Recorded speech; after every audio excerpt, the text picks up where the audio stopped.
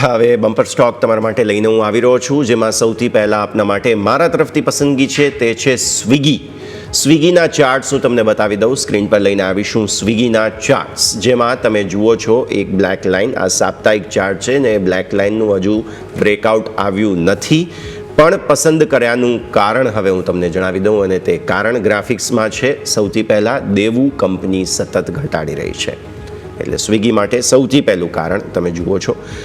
પરિણામ સારા આવશે આ વખતે, કેમ કે તમે સ્ટોકને નીચેથી ઉપર આવતા જોયો ઓલરેડી મંથલી સાપ્તાહિક ચાર્ટમાં.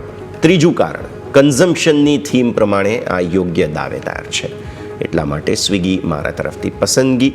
ખરીદવાની સલાહ છે 600ના ઓલરેડી જે 52 વીક હાઈ હતા આઈપીઓ લિસ્ટિંગ બાદના, તેના હું અત્યારે ધ્યાન પર રાખી રહ્યો છું, અને સ્ટોપ લોસ જે ખાસ બની રહ્યા છે તે 365ના બની રહ્યા છે. તો મારા પ્રમાણે સ્વિગી હવે તમે અહીંયાથી ખાસ એટલીસ્ટ 4-5 મહિનાના હિસાબે ધ્યાન પર રાખો તો સારા રિટર્ન્સની એન્ટિસિપેશન્સ બની શકે છે.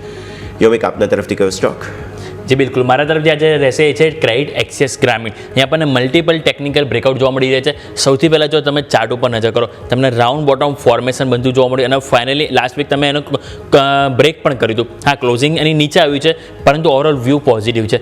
શા માટે? કારણ કે બીજું તમે એથી કારણ જોશો તો આપણને મેં જે બોક્સ દોરેલું છે, બોક્સની અંદર તમે જો ઇનસાઇડ બાર બન્યું હતું, ઇનસાઇડ બારનું ફાઇનલી બ્રેકઆઉટ આપણને મળ્યું હતું લાસ્ટ વીક, એટલે સ્વાભાવિક છે કે ઓવરઓલ વ્યૂ આપણને અહીંથી પોઝિટિવ બનતો જોવા મળી રહ્યો છે, અને એ જ કારણથી આપણે અહીંયાથી પોઝિટિવિટી આગળના દિવસોમાં જોવા મળશે. તો ટાર્ગેટ આપણે અહીંથી સૌથી પહેલાં નજર કરીએ તો ટાર્ગેટ સ્વાભાવિક છે આપણે ઉપરની તરફ 1399 અને 1499 આ બે લેવલ આવતા જોવા મળી શકે, અને નીચે સપોર્ટ તરીકે આપણે 1171 કે જે આપણે વીકલી ચાર્ટમાં 10 ડે એક્સપોનેન્શિયલ મૂવિંગ એવરેજ આવે છે, અને સપોર્ટ તરીકે આપણે જોવાનું રહેશે, એટલે કે ક્રેડિટ એક્સિસ ગ્રામીણ જે આજના દિવસે મારા તરફથી રહેશે બમ્પર સ્ટોક તરીકે.